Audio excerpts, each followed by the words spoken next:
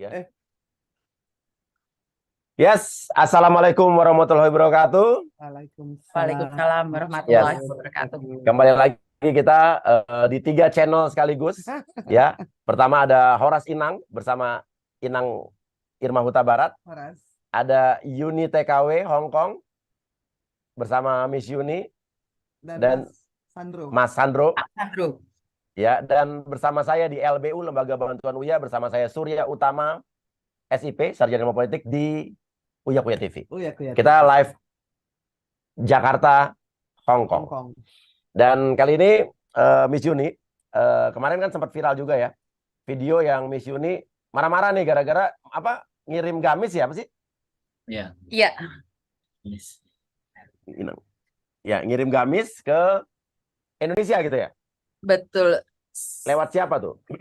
Oke, sebenarnya ini saya kurang paham kenapa bisa viral dan dipotong segitu aja ya, Pak Surya. Sebenarnya itu adalah ceritanya panjang, hampir setengah jam, tapi cuma dipotong jadi 58 detik. Iya, iya. Sebenarnya itu adalah karena kita tidak bisa membedakan antara oknum atau memang dari pihak bea cukai. Jadi sempat kaget sampai seviral itu. Sebenarnya itu adalah salah satu TKW Hong Kong mengadu pada saya dan mengatakan bahwa dia tuh beli gamis secara online. Belinya di Indonesia, dikirim di Indonesia, dan dikenakan pajak. Serta keluarga diancam. Kalau tidak. Iya. Oke, jadi dia gimana belinya di mana belinya? Belinya di Indonesia. Ya. Terus habis itu bayar 200 di Indonesia, transfer. Terus dibawa ke Hong Kong. Tidak, dikirim ke anaknya Indonesia. Barangnya ketahannya di mana?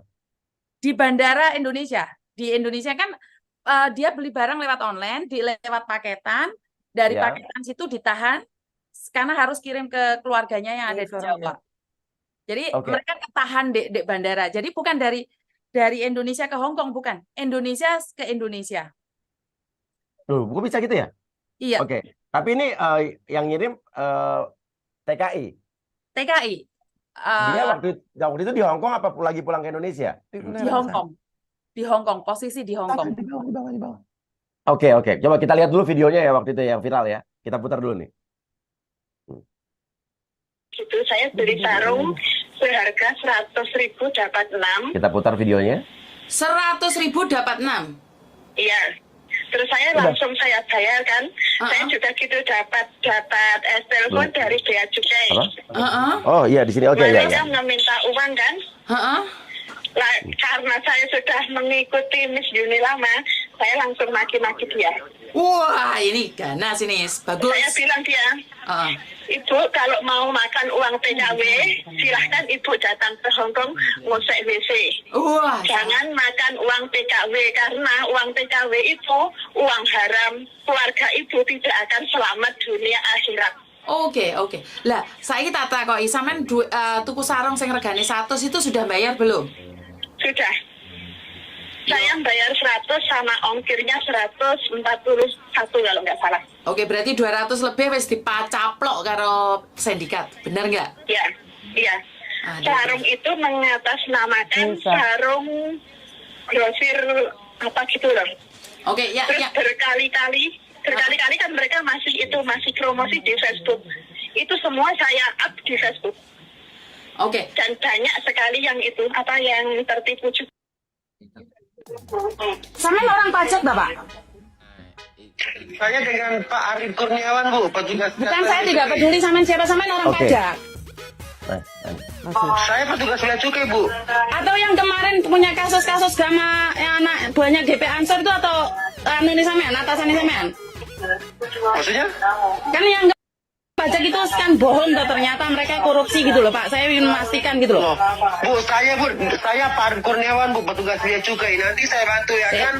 Pak Ijo, saya tahu nyocos saya. Aku gitu bingung sekarang. Mana ada beli gamis 200 kok 9 juta dendane.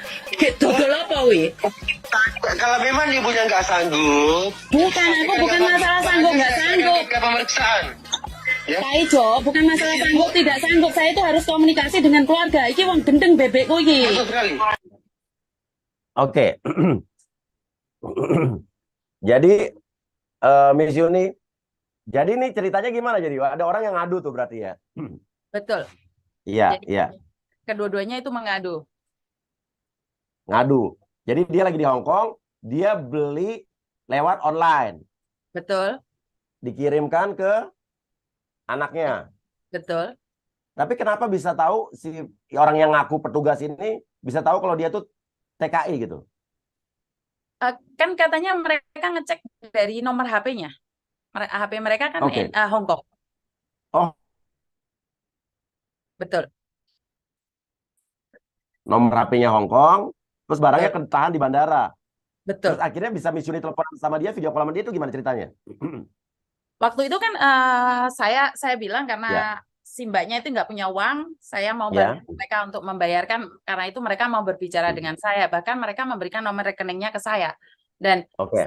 setelah itu saya berbicara, saya tanyakan, kok bisa harus seperti ini, seperti itu. Dan saya sempat menanyakan sedikit, sebenarnya agak sensitif ya, karena waktu itu masih baru kasusnya si David ya. David Ya. Ozora kena David 2 hari Ozora ya. ya. Ya, David Ozora kena 2 hari. Saya sempat menanyakan, apakah yang lagi kena kasus itu atasanmu ya? Saya sempat nanyain itu. Dan Ya. ternyata bohong kan, korupsi kan. Jadi karena itu menjadi viral. Sebenarnya kami sebagai TKW itu tidak bisa membedakan mana sih yang bea cukai asli, seperti apa sih, terus mana sih yang Ya. oknum.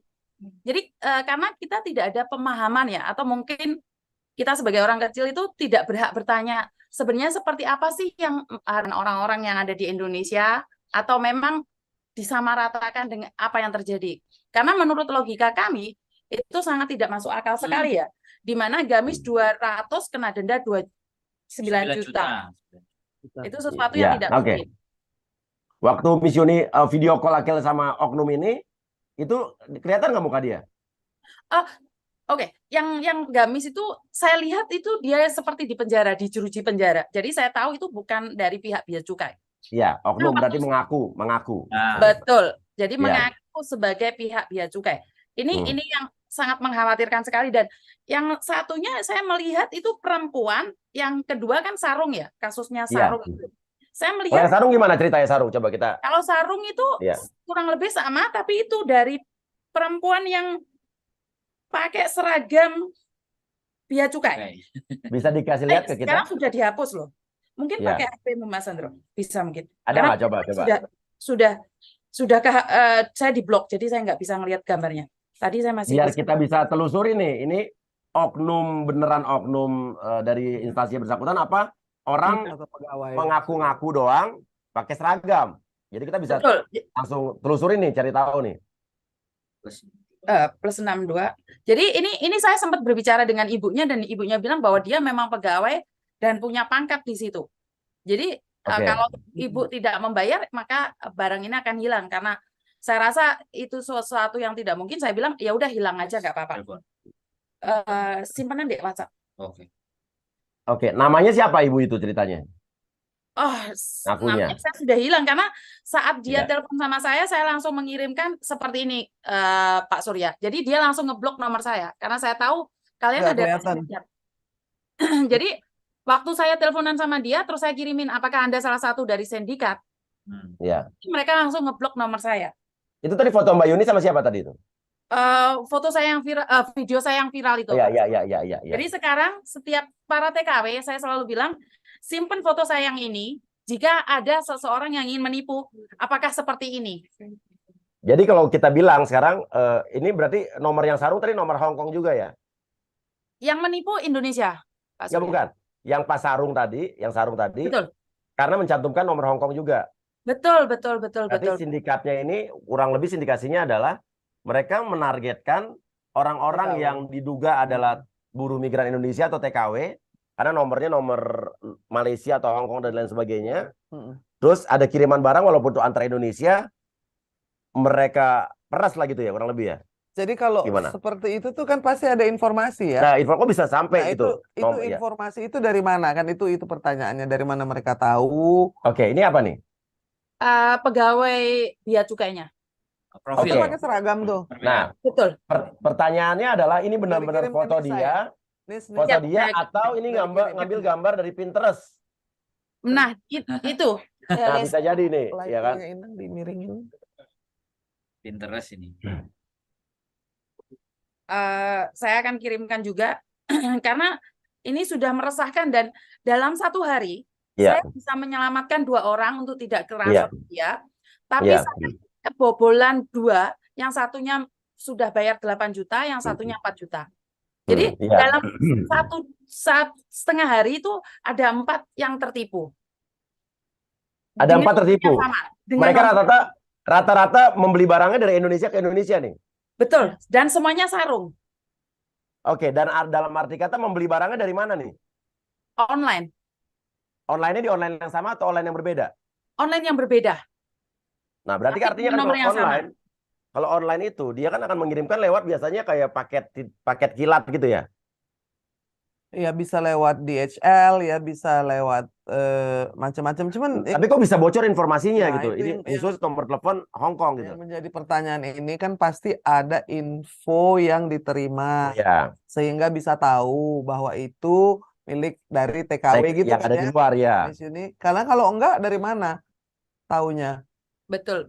Jadi kan itu bisa aja student atau orang dari kedutaan, tapi kan ini dia tahu pasti bahwa ini pasti TKW, sehingga jadinya kan dikerjain istilahnya tuh, dikerjain lagi. Jadi kalau saya melihatnya, Miss Yuni, bahwa TKW ini menjadi target dari macam-macam ya. Dan yang menjadi masalah ini, kalau kemarin kita mendengarkan cerita bagaimana menjadi korban si pengacara gadungan, iya kan.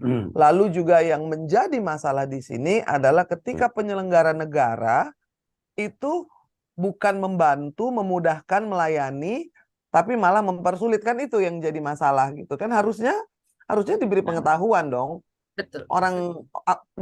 Orang awam saja, nih misalkan kita aja, itu kan dikasih tahu ini barang-barang apa saja, apalagi TKW yang posisinya biasanya lebih kebalik ini yang dilakukan oleh ini Dirjen Bea Cukai mestinya dengar ya, bahwa selalu TKW ini menjadi korban bermacam-macam, dari penipuan, lalu juga mereka menjadi korban pemerasan. Sekarang menjadi korban dari pelayanan publik. Ya kan, pelayanan publik, namanya tuh pelayanan publik. Jadi harusnya mempermudah publik. Kenapa harusnya TKW mendapat perhatian khusus? Karena kebanyakan nggak ngerti hukum, nggak ngerti tentang bea cukai. Iya kan, bahkan banyak yang currency atau uang dolarnya saja ditukarkan katanya di bandara, dibantu padahal dibohongi. Jadi hal-hal seperti itu harusnya sudah bisa dicegah kalau sistemnya diperbaiki, kalau menurut saya. Karena gini, Miss Yuni, Mbak Yuni, saya mendengar masalah ini sudah berpuluh tahun. Dari dulu. Dari zaman saya. Tapi kan kalau sekarang TKW-nya bertambah banyak. Lalu juga ini sudah ada era digital, sehingga seharusnya semuanya lebih gampang dan transparan. Jadi yang mau saya tekankan di sini, ada yang salah dengan sistem ini. Ya kan, jadi apa yang harus kita perbaiki? Karena nggak bisa kalau kayak gini terus. Saya tuh sedih, miris ngelihat kenapa sih kok TKW itu jadi korban macam-macam. Iya, kayak seumur hidupnya diperas terus. Dari laki-laki predator, dari laki-laki predator, dari majikan yang tidak dari agen-agen yang agak cari untung, ya kan. Terus pas pulang ke sini juga diperas. Jadi kayak seumur hidup dia mau di sana, di sini diperas terus. Padahal TKI ini kan adalah pahlawan devisa, di mana ada penerimaan pajak, penerimaan negara bukan pajak, PNBP. Nomor 2 ya penerimaan negara bukan pajak, ya ini TKI. Harusnya di sini negara concern.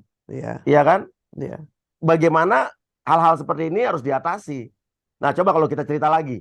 Ada cerita-cerita lagi nggak yang kalau TKI atau TKW pulang atau BMI pulang ke sini mendapatkan perlakuan yang nggak enak di bandara? Ada yang punya cerita itu nggak? Banyak. Sebenarnya saya cerita dari awal penderitaannya TKW ya. Di awal mungkin di Indonesia sendiri sudah ada KDRT dari suami. Terus dia datang ke PT, masih dapat penyiksaan lahir dari agent. Dan setelah keluar dari agent, penderitaannya dimulai dari majikan. Setelah selesai 2 tahun penderitaan di majikan, pulang ke agent menderita, terbang nyampe di bandara Hong Kong ada calonnya. Nah, ini bandara sampai Hong Kong aja ada, Ada calonnya. Di Orang Hong Kong, orang Indonesia. Orang Indonesia. Orang Indonesia lagi. Betul. Dan nyampe di sini belum selesai. Keluar lagi dari bandara Indonesia, baru mendarat, kling, mau ambil troli, itu sudah oyok-oyokan lagi sama pihak-pihak yang ada di bandara. Kayak ditandain gitu ya. Betul. Karena saya pribadi memang mungkin mukanya TKW, karena itu saya tidak pernah merubah nama saya jadi Unit TKW Hong Kong. Waktu itu saya pakai sandal jepit dan bilangin, Mbak, kalau pembantu yang daerah sini. Dan saya ngikut, memang saya suka nyoba-nyoba sih. Bener. Oke, tahun berapa tuh? Tahun berapa? 2012. Oke. Soalnya setahu saya setelah tahun 2012 atau 2014, dulu ada kan namanya Terminal Selapajang ya? Iya, betul. Khusus di Terminal 4. Nah, betul. Pada saat itu kalau nggak salah Menaker Trans kita zaman dulu siapa lupa udah membubarkan itu.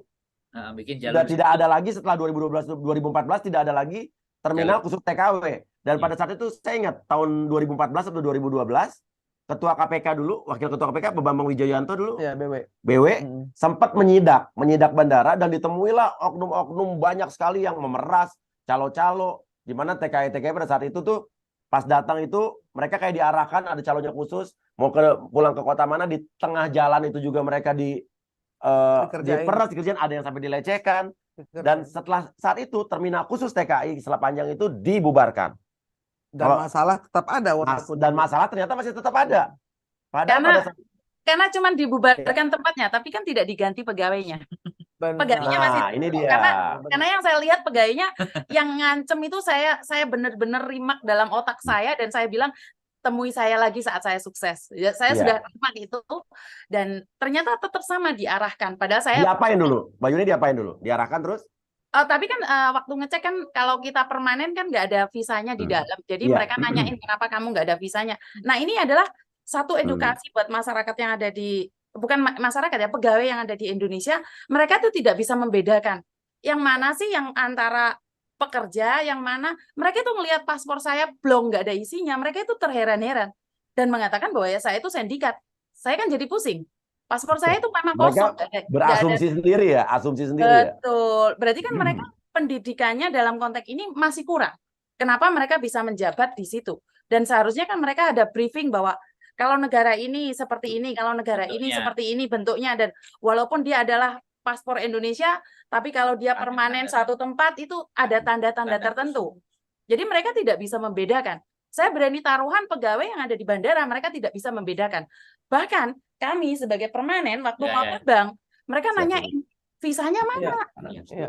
Jadi memang kurang training, kurang ilmu, dan itu akhirnya kan yang menjadi korban yang dapat kesusahan TKW-nya ya dong. Kalau itu terjadi terus-menerus, artinya tidak ada perbaikan. Benar nggak? Coba Mas Sandro ada pendapat nggak?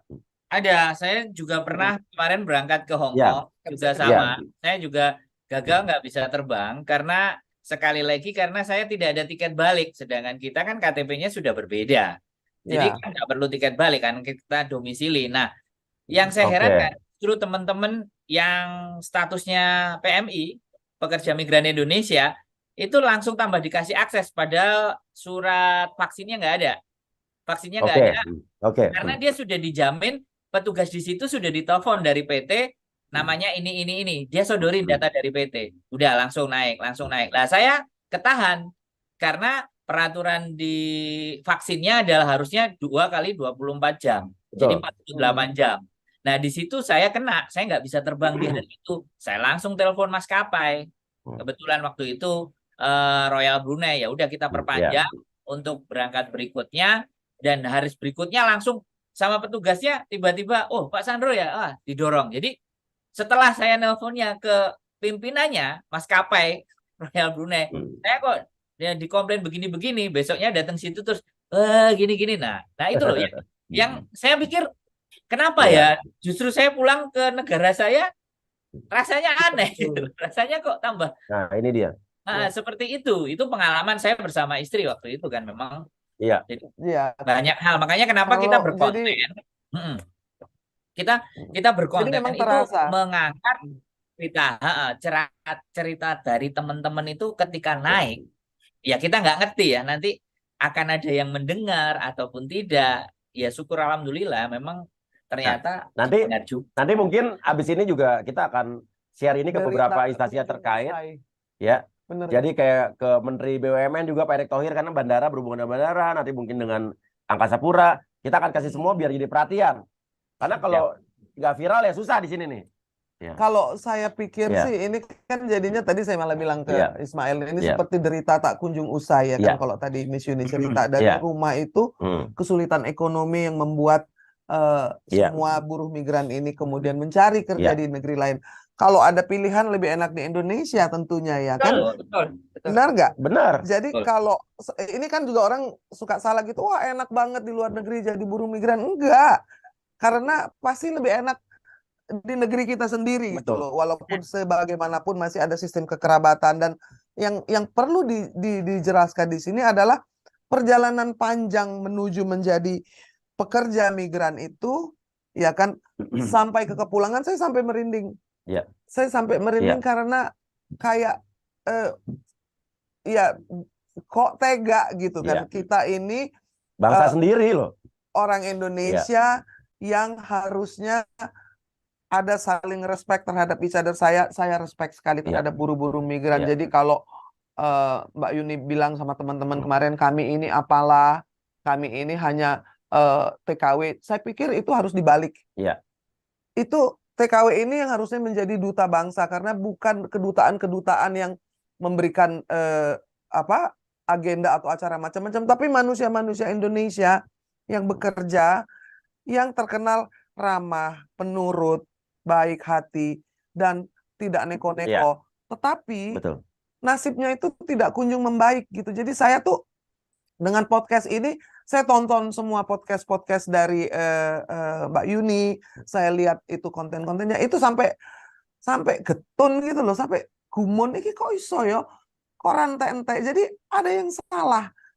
Mudah-mudahan ya, nanti saya ingin mengundang, saya udah tanya mungkin Bang Jumhur nanti. Saya mau undang, saya mau tanya, nggak bisa nih begini terus, nggak bisa.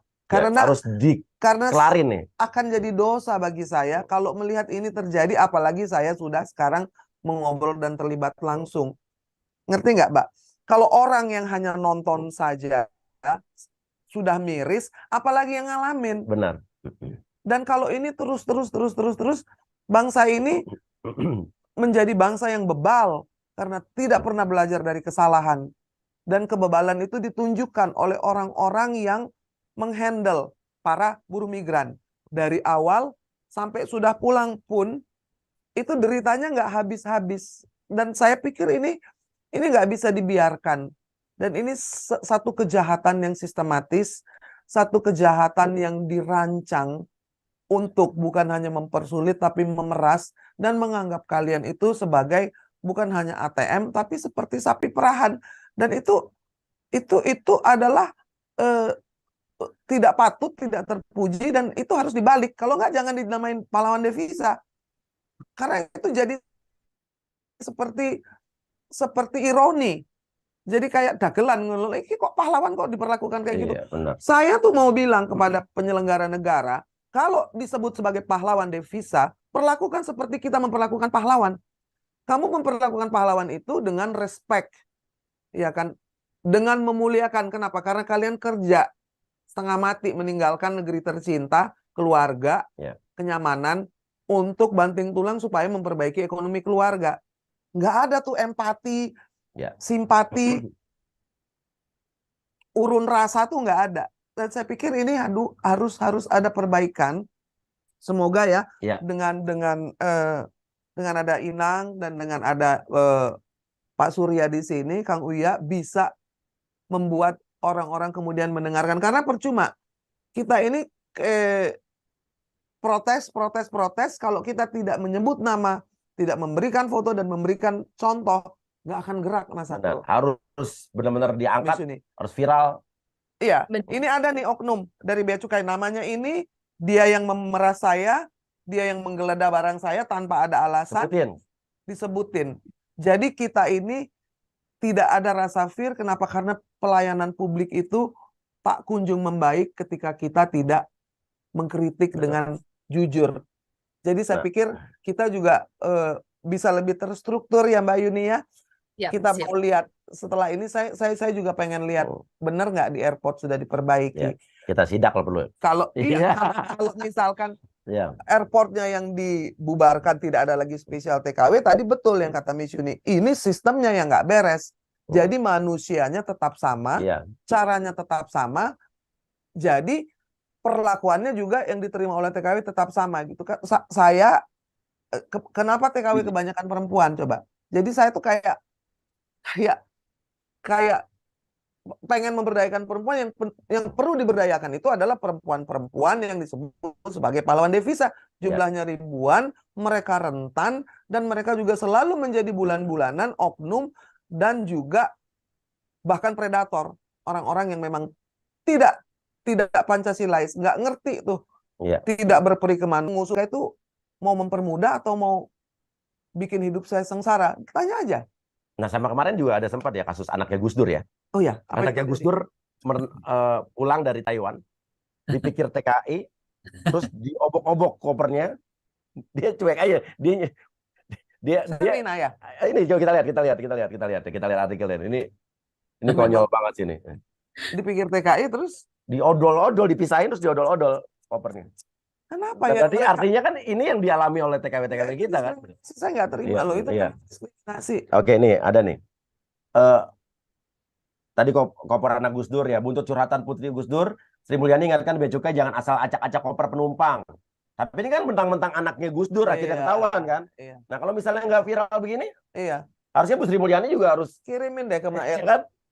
Tuh ramai artis protes hingga anak Gus Dur soal pajak dan bea cukai. Nah ini ceritanya. Iya, jadi karena anak Gus Dur dapat perhatian dari Menkeu. Iya, harusnya kan bukan karena kasus anak Gus Dur doang, ya kan? Tapi ini kan berarti masalah yang memang sudah mendarah daging gitu kan? Karena sebenarnya di dalam konstitusi itu semua warga negara itu mendapatkan sama. Hak yang sama, mendapatkan hak, memiliki kewajiban yang sama, memiliki kewajiban yang sama. Nah ini saya pikir hal-hal tentang makhluk konstitusi, lalu hak sebagai warga negara itu harus diajarkan sebelum berangkat. Saya jadi pengen ngajarin supaya mereka juga paham hak-haknya, bantuin Miss Yuni dan Mas Sandro. Dan ini harus link dengan masalah yang dihadapi. Kalau memang masalahnya terjadi di bandara, dari mulai pemeriksaan fisik, lalu juga bagaimana mereka diobok-obok kayak lagunya Joshua, yang terjadi pada semua TKI, ya kan? Kita bisa dengar dari anaknya Gus Dur. Artinya kan kalian merasakan ini terus-menerus, tapi tidak mendapat perhatian dari Menteri Keuangan, ya kan? Nah ini yang nggak beres. Jadi Republik ini harus punya sistem bagaimana bisa melindungi orang-orang yang termarginalkan, dimarginalkan kalau saya bilang. Karena datang bawa uang banyak. Menurut pendapat saya dari kasusnya anaknya Gus Dur itu sebenarnya perlakuan itu sudah kami dapatkan berkali-kali, bahkan. Nah, gimana ceritanya? Kalau liburan pun banyak sekali ya. Karena kemarin tuh ada yang sudah telepon saya, SMS saya mengatakan bahwa coklatnya dia itu dirampas oleh pihak cukai. Ini saya sedang mencari sumbernya dan saya bisa ajukan sama Pak Surya. Jadi posisi dia di Indonesia, sekarang pulang di Indonesia, dan waktu dia lepas di bea cukai di Indonesia dibuka semua dan dibilang coklatnya nggak boleh dibawa pulang, disuruh bayar 1 juta lebih. Coklat loh, coklat saja. Itu sudah dibayar 1 juta lebih. Terus harga coklatnya berapa? $30. Oke, $30 USD, Amerika. $50. Oh, $50 berapa tuh artinya tuh? 50.000. 50.000 harga coklat disuruh bayar 1 juta. Nah ini ada nih curhatannya. Terus nggak boleh dibawa pulang. Kalau nggak bayar nggak boleh pulang. Dan dia nurut-nurut aja. Anaknya tidak dibayar, tinggal pergi. Berarti kan coklatnya dimakan, bea cukai. Nah, ini yang harus kita luruskan nih. Peraturan yang saya tahu ya, sebagai saya kan suka traveling kemana-mana ya. Dalam arti kata anak saya kuliah di luar, jadi saya sering nengok gitu kan. Nah, jadi saya cari tahu soal bagaimana peraturan barang-barang yang masuk yang harus kita bayar pajaknya yang kena cukai. Nah, setahu saya terakhir ya, ini kalau belum berubah ya, barang-barang yang tidak kena pajak, barang masuk yang tidak kena pajak, personal use atau non personal use, ada barang pribadi atau barang di luar pribadi itu di bawah $500 Amerika berarti itu nggak kena pajak, setahu saya. Artinya $500 itu sekitar 7,5 juta.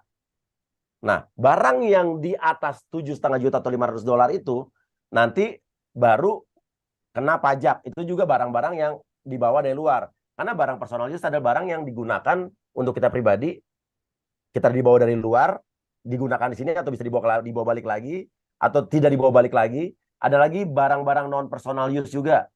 Inang tuh dengerin kau yang ngomong tuh udah kesel banget. Intinya cuma satu. Iya. Mereka itu rampok dan maling. Nah, peraturan-peraturan seperti ini kan. Rampok dan maling, maksudnya ini ada peraturan nih, tadi dijelaskan nih oleh beliau. Tapi saya pengen ngomong gini, itu rampok, itu maling. Jadi ada peraturan apapun, coklat harga 50.000 diambil.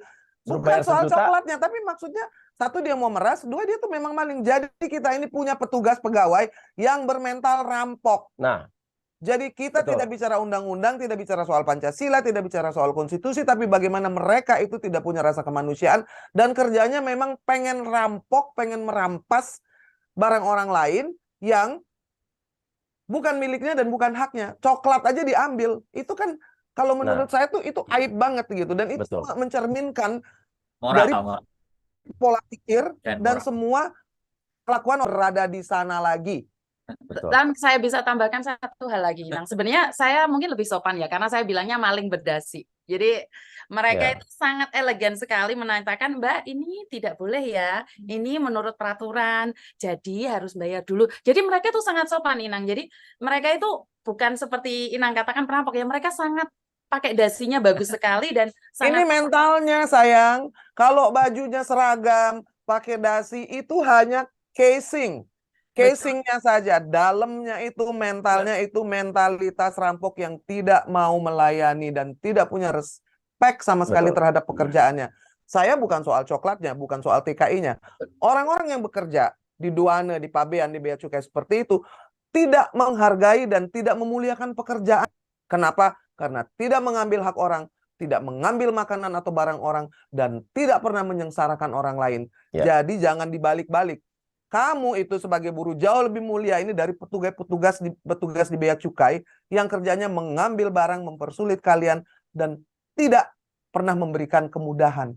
Padahal digaji oleh negara untuk memudahkan. Nah, mungkin ini juga buat informasi biar nanti berikutnya kalau para TKW BMI yang pulang bisa berargumentasi. Harusnya yang memberikan sosialisasi ini bukan saya ya. Harusnya dinas instansi yang karena saya aja nggak pernah tahu, nyari tahu sendiri.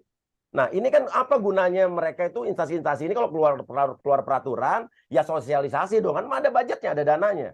Betul. Nah, setahu saya pokoknya intinya barang di bawah $500 USD Amerika tidak kena cukai. Terus ada lagi. Mereka tahu nggak aturan itu kira-kira? Iya, enggak ada sosialisasinya. Enggak sih, petugas harusnya kita. Nah, itu dia. Jadi jangan kalaupun ini misalnya dibilangin orang-orang bodoh dari kampung ini nggak ngerti, tapi kan yang bekerja, yang melayani sebagai petugas wajib dong mensosialisasikan, jangan. Jadi, iya kan. Kan digaji negara.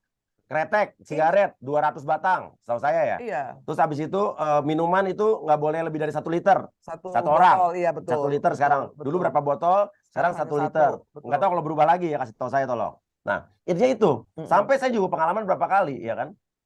Istri saya kalau keluar negeri kan, misalnya ke Amerika nih 2 bulan nih, nengok anak. Bawa tas kan 3 kan? Dan tas itu kan harus dibungkus ya. Dibungkus. Pulang tuh mereka ngotot. Ini pasti baru beli. Enggak, Pak, baru beli. Untung aja istri saya punya Instagram yang tahun-tahun lalu pakai tas itu. Gila. Akhirnya begitu mereka diam. Artinya kan sekarang pembuktiannya kan serba salah, bingung.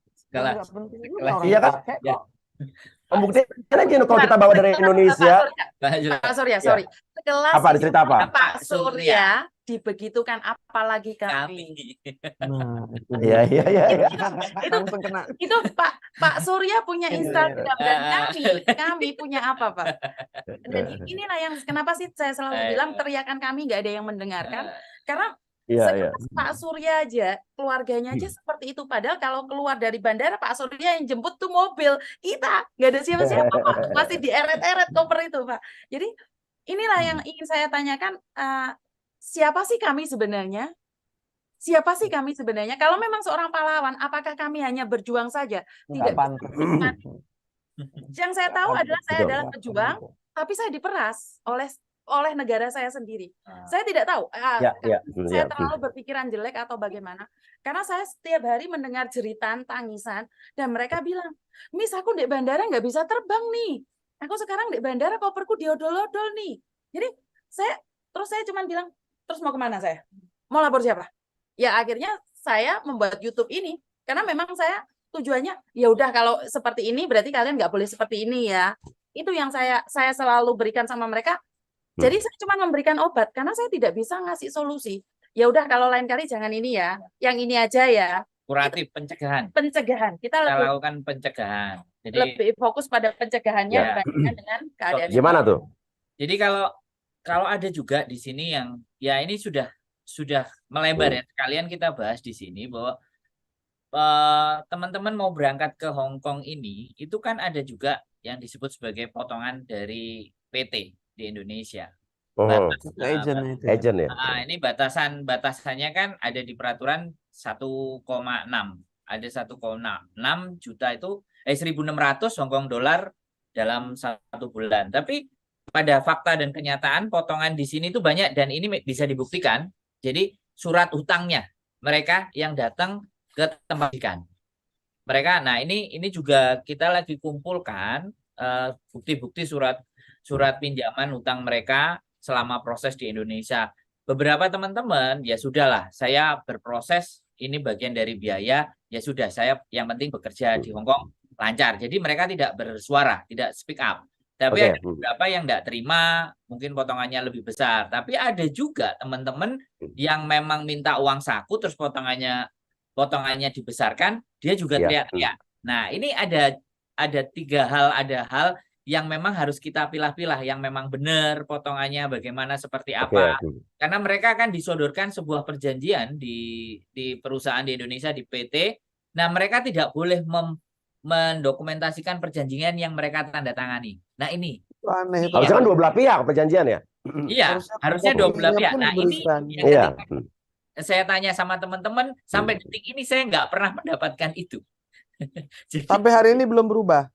Ya, masih sama, masih seperti itu. Padahal artinya kita harus menindak tegas juga PT-PT atau agen-agen yang nakal seperti ini, dan kita harus memberikan pengarahan. Ya mungkin ini harus bekerja sama dengan BNP 2 TKI kali ya. Nah, apa Badan Nasional Penempatan dan Perlindungan TKI kalau nggak salah ya. Yes. Pak Beni Ramdhani, namanya Pak Beni Ramdhani. Kepalanya sekarang namanya Bapak Beni Ramdhani. Nah, itu harus gimana kerjasama, harus kita sosialisasi sama calon-calon TKI, calon-calon BMI. Terus para pelatih kayak ada pelatihannya. Terus abis itu ada agen-agennya PT-PT dikumpulkan dan harus ada tindakan tegas buat yang nakal-nakal. Jadi gini, yang namanya buruh migran itu kan bukan cuma dari Indonesia saja. Yang dari Filipina juga ada. Dan mereka juga melakukan pekerjaan yang sama, tetapi rata-rata tidak menderita atau tidak mendapat kesusahan seperti TKI, karena itu ada masalah yang basic. Satu, karena they speak two language, ya kan, mereka itu bilingual naturally, jadi mereka fasih dan juga paham berbahasa Inggris. Filipina, ya. Lalu kedua, sebelum berangkat itu di trainingnya tuh betul-betul negara itu ikut melindungi, ya kan, bahwa ini nama saya Yuni, saya bekerja pada Bapak Surya, alamatnya di Casablanca, setiap minggu saya akan telepon. Kalau saya tidak telepon dalam 1 minggu, tolong cek rumah di jalan ini, di sini, ya kan? Jelas. Sehingga mereka melapor ke konjen atau ke kedutaan, sehingga setiap minggu itu ada yang melayani bagaimana keadaan mereka, apakah sakit, apakah perlu bantuan, ya kan? Lalu yang ketiga, mereka itu lebih asertif, lebih berani, ya kan, terhadap majikannya, itu merasa setara. Kalau orang Indonesia itu saking ngebekti sama ndoro, masih ondorone bajingan, ya kan, tetap aja nunduk. Iya, beneran. Orang Filipina itu bisa duduk kayak gini, bilang, I don't want to work on Saturday and Sunday. I don't care. Ya kan, menahan diri, confident, lalu juga assertiveness, itu tuh nggak diajarin. Karena tadi dari awal tuh sudah dikerjain. Lah kalau suruh nanda tangan, nggak boleh foto, nggak boleh ada kopinya, itu kan udah ada unsur pembodohan di awal kan, penipuan iya, karena nilai dia nggak boleh tahu apa apa, dia nggak boleh megang data apa, ya kan? Jadi nggak tahu haknya apa gitu kan? Padahal aturannya, Iya. apapun yang ditandatangani berhak untuk menyimpan kopinya. Iya, salinannya. Karena yang menandatangani dua belah pihak, kecuali PT dengan hantu, terserah. Iya. Nggak ada dokumentasinya atau nggak ada arsipnya, ya kan? Ini kan bukan hantu, ini kan TKW, ini manusia yang bisa baca, dan penting itu untuk ditinggalkan kepada keluarga, kepada orang-orang yang bersangkutan kalau sesuatu terjadi kan. Dan ini saya ngerti nih Mas Andro, itu nggak boleh dibaca karena isinya itu tidak berperi kemanusiaan pasti, dan tidak adil pasti terhadap TKI-TKI-nya. Kalau nggak mungkin. Kalau itu adil dan itu membanggakan bagi PT itu, wah pasti dipotret, ditaruh di Instagram. Betul. Ini loh, kami memperlakukan dengan baik. Betul. Iya, harusnya gitu. Jadi sederhana, sesuatu yang disembunyikan pasti butuh. Ya.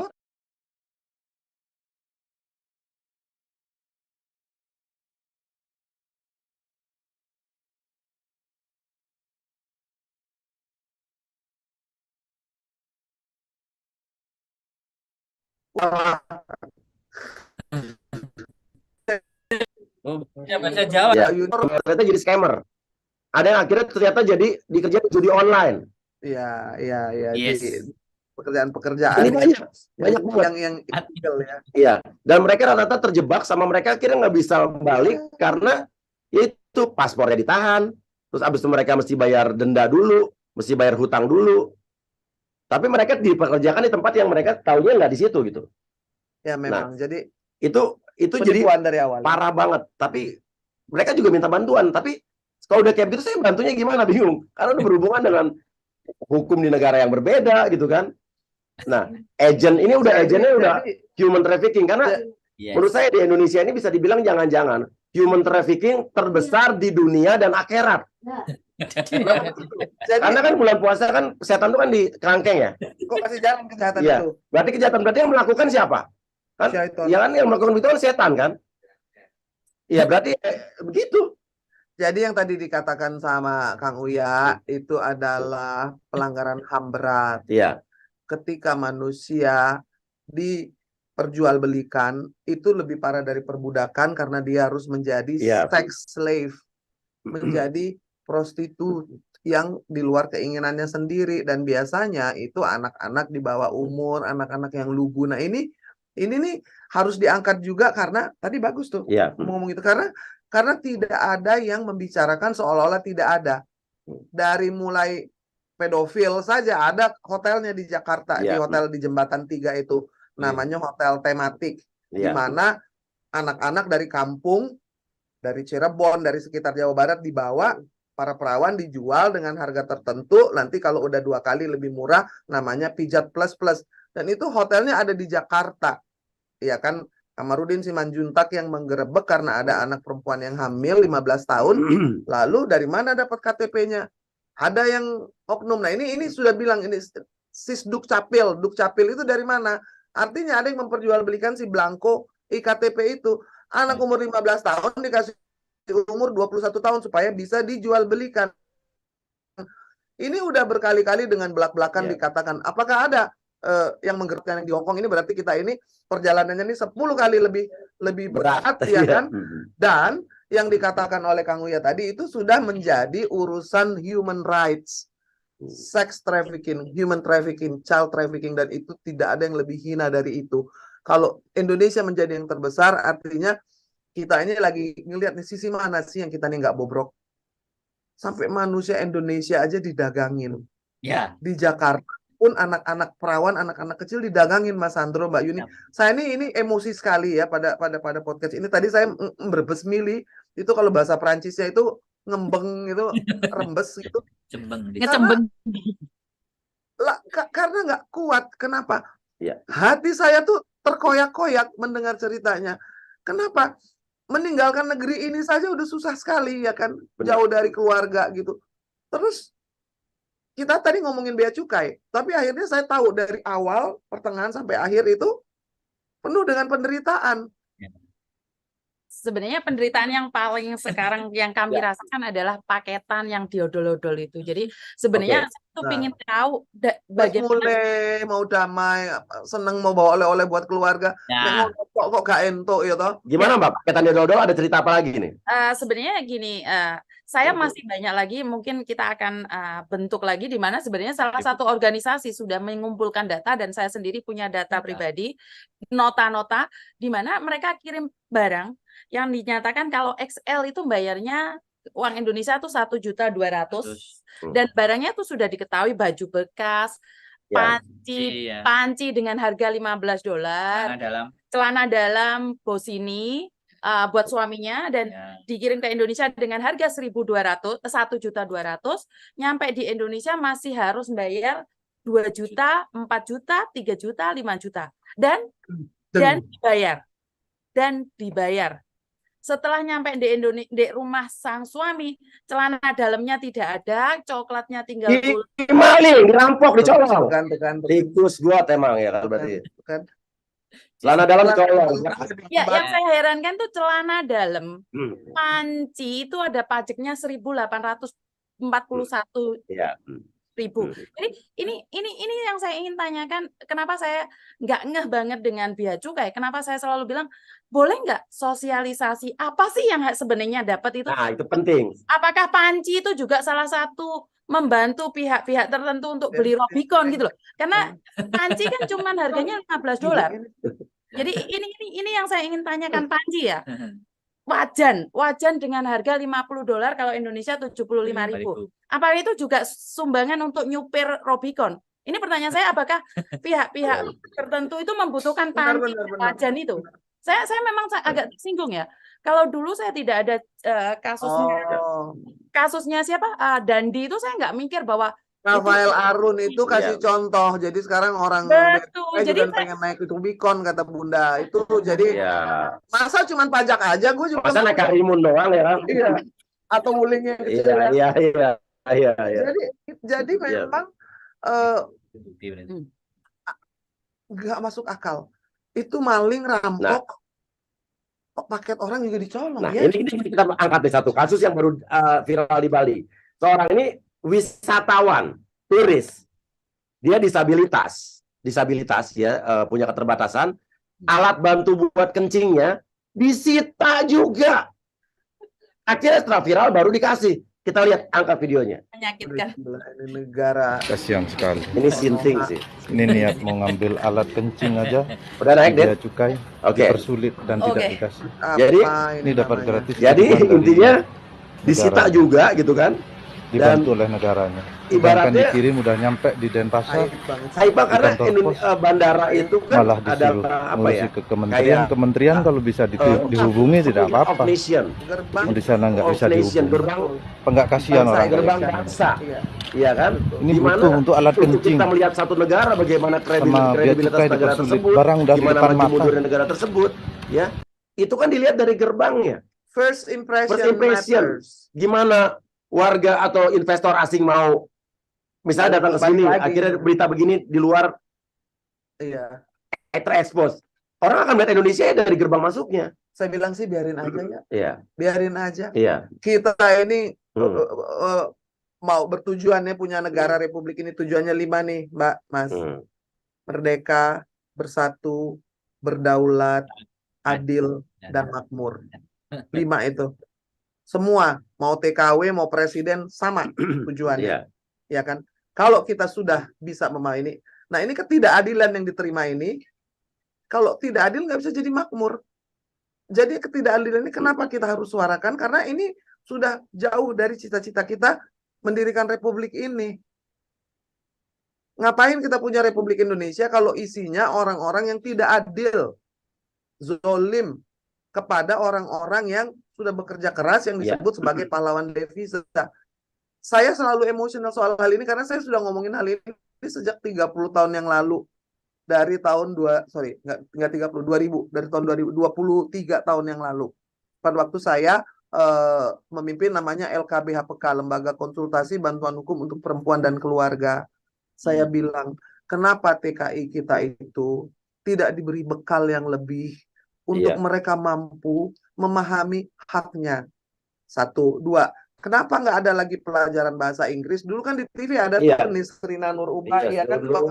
Hi, I'm Yuni, I live here. This is my boss, and his name is Surya. This is the address. If something happen to me, you can contact me here.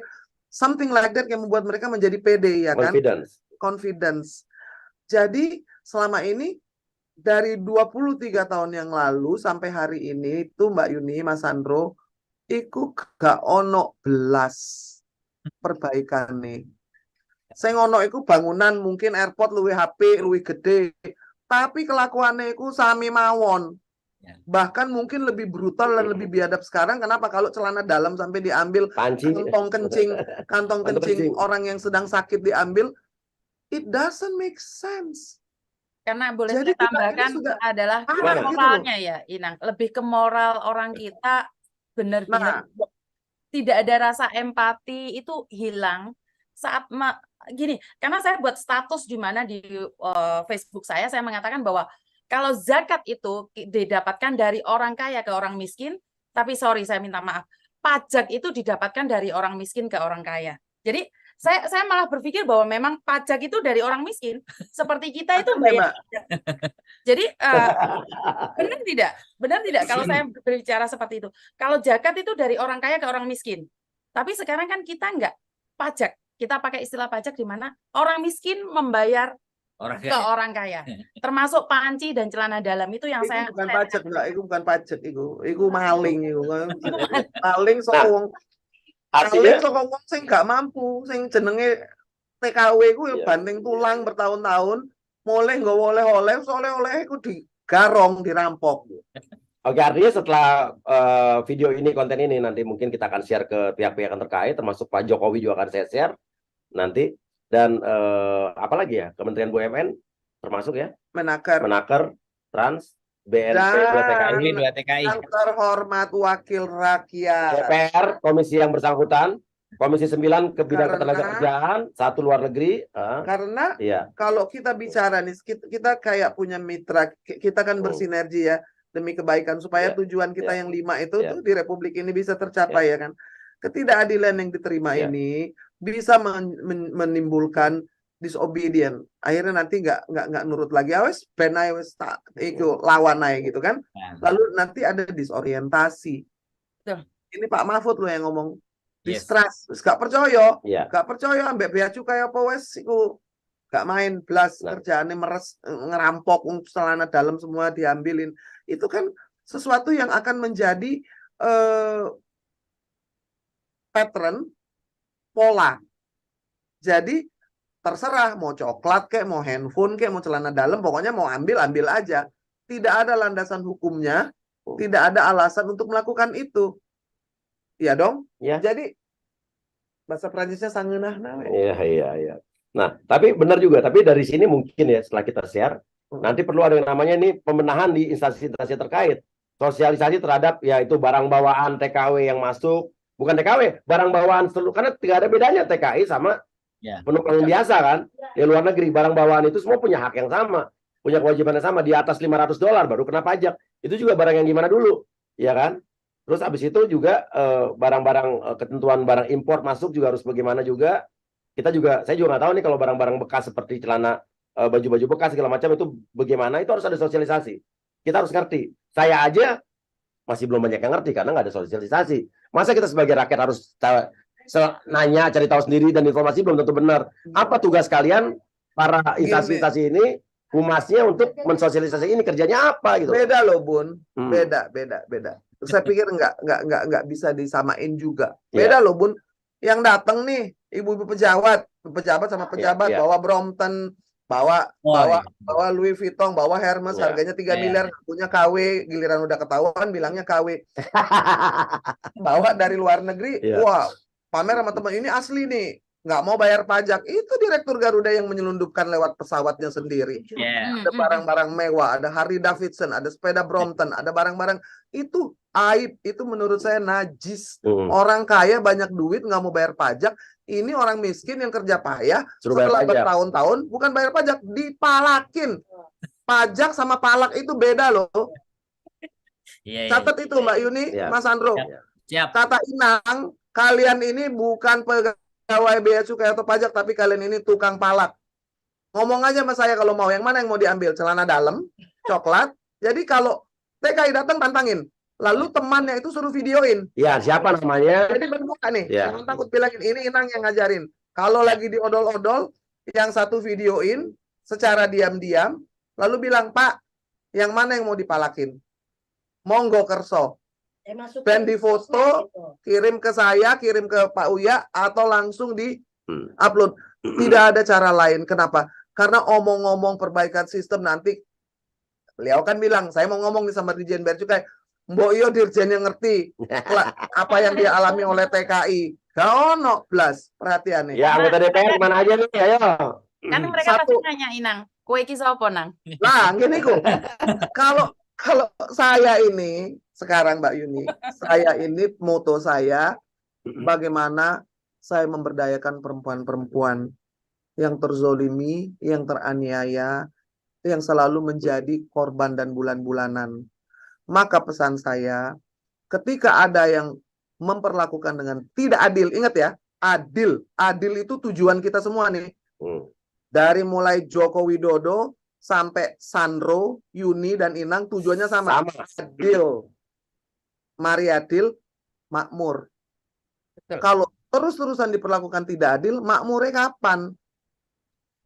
Lawang coklat diambil, celana dalam diambil. Jadi harus memberdayakan bagaimana ketika pulang itu kalian itu tahu namanya antisipasi.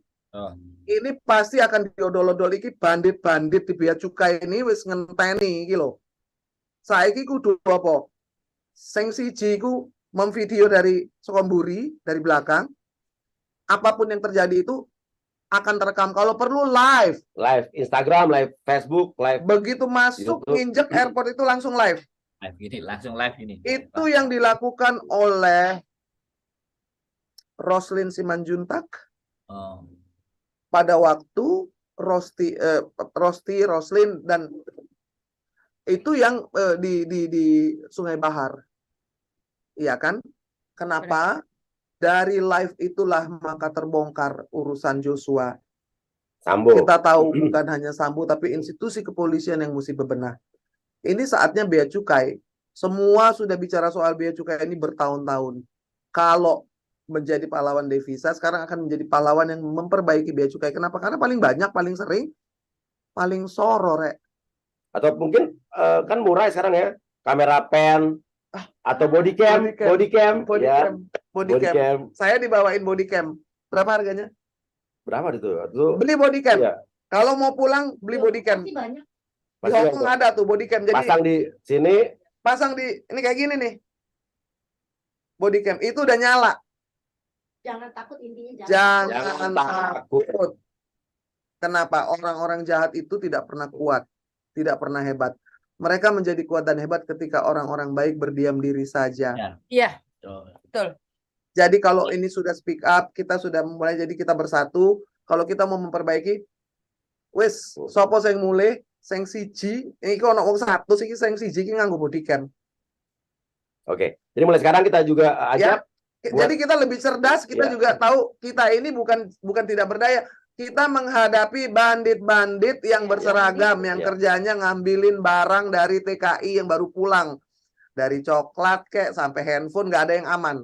Ya, buat teman-teman lain yang punya pengalaman sama, cerita ke kita atau punya video, bukti, foto segala macam, kasih ke kita.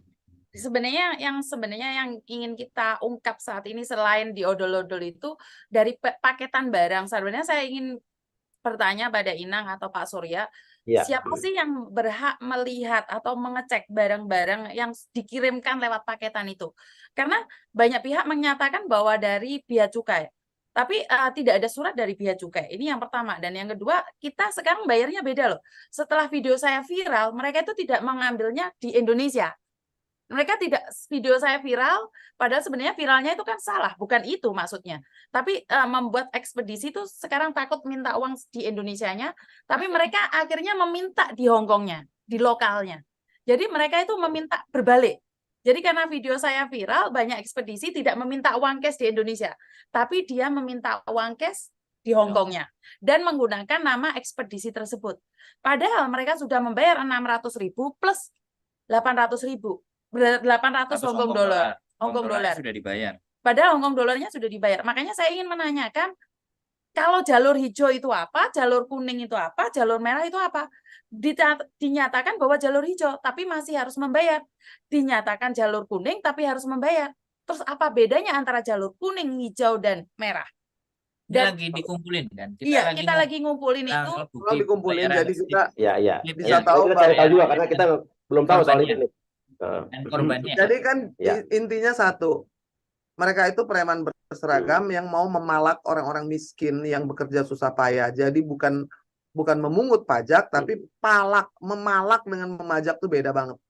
Dan itu yang harus kita lawan sehingga kita bisa memperbaiki. Karena kalau enggak nanti korban-korbannya semakin banyak. Betul, betul. Oke. Dan intinya begitu, kita coba cari tahu yang itu nanti. Ya, untuk barang berarti ini untuk barang paketan yang dari Hongkong Indonesia ya. Betul. Jadi saya ingin tahu setelah dikirim itu kemana? Karena saya ada juga videonya yang diodol-odol dan mereka menyatakan bahwa ekspedisi. Tapi mereka ada 2 video, nanti saya share, di mana satu menyatakan ekspedisi, yang satu menyatakan bea cukai. Dan barang itu diambilin. Ini buat saya nih, ini punya aku. Itu barangnya TKW. Jadi videonya ada. Saya cari, Kak. Jadi mereka itu berhubungan satu sama lain.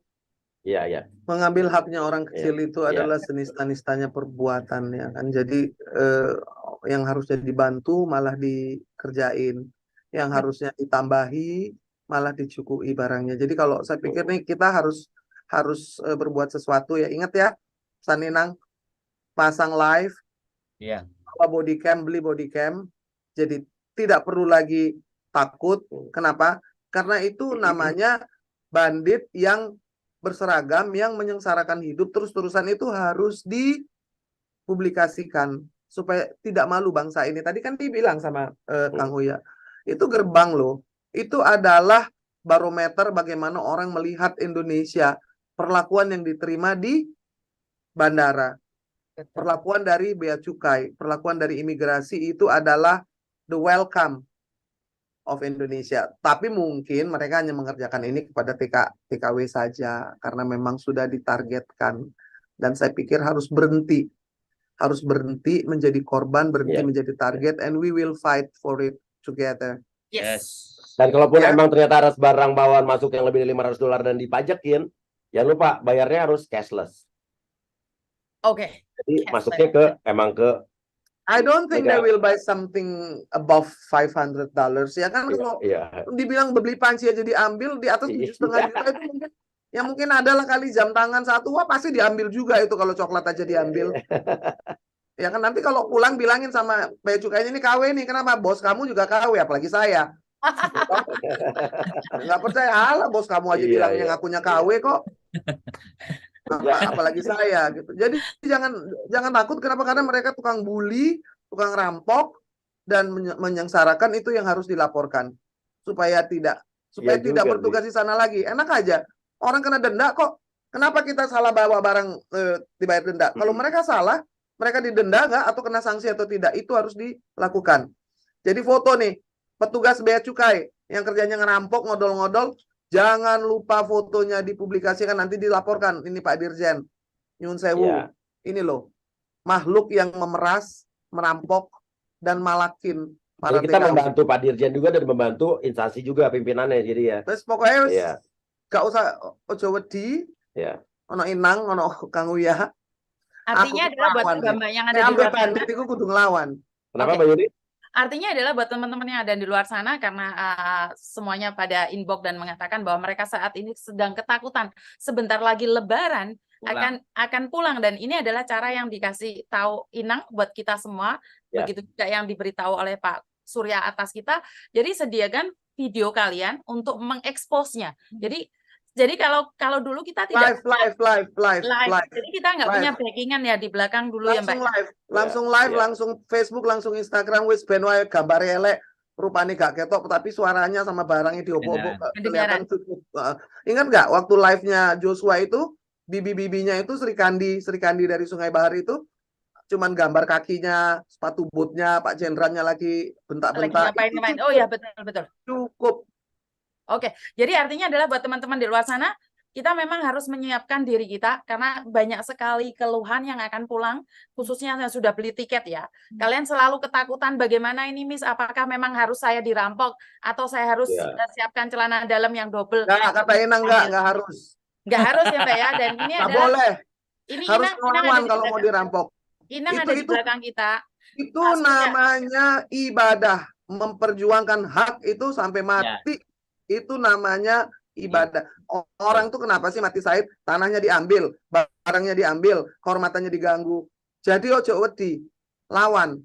Siap.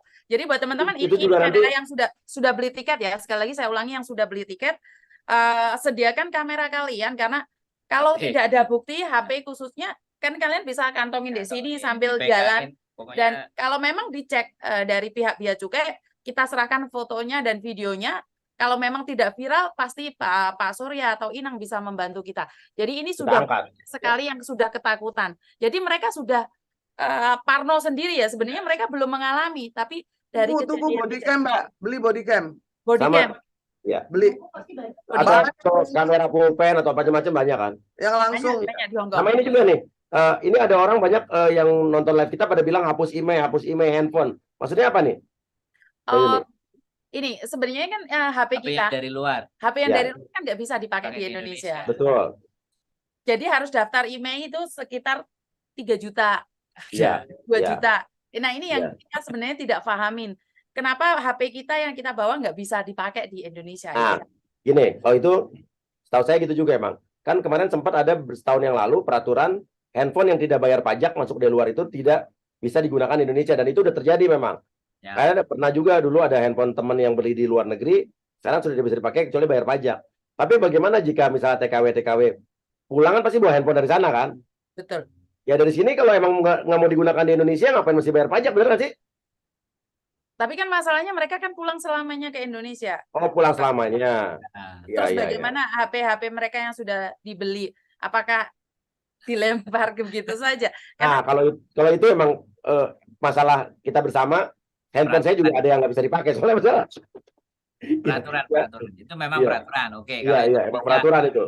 Bisa dimaklumi kalau untuk masalah handphone karena tapi kalau masalah yang sebenarnya kan yang kepingin juga kita bangun itu teman-teman nggak takut gitu loh. Jadi nggak khawatir. Sih. Ya nanti kita akan kampanyekan terus dan betul. Siaran itu penting, HP-nya harus nyala bagaimanapun kondisinya untuk dapat dokumentasi, karena mau nggak mau itu yang memang harus menjadi bukti kan, karena kita ngomong doang kan pastinya ya nggak akan didengar, tapi kalau ada buktinya, gambar-gambarnya, betul itu jelas ya kan, itu jelas, bukan hoax. Nanti kita akan minta juga pihak yang terkait untuk ngadain sidak ya nanti ya saat menjelang Lebaran ya. Tapi saya pernah ikut waktu itu pas sidak semuanya rapi Pak Surya. Karena dikasih tahu mungkin ada sidak. Pas sidak rapi. Cuma itu bukan investasi mendadak. Ya itu sidak yang direncanakan. Sudah ada yang ngasih tahu. Jadi kalau kata orang Prancis, wes tala, gue nek satu mau sidak, dua kalau biasa raja mau datang semua jadi rapi, bersih. Sebetulnya harus sidak yang benar-benar dilakukan seperti Bambang Wijayanto ketua KPK di tahun 2014 lalu. Sidak benar-benar sidak, mereka nggak tahu, akhirnya ketangkep banyak kan.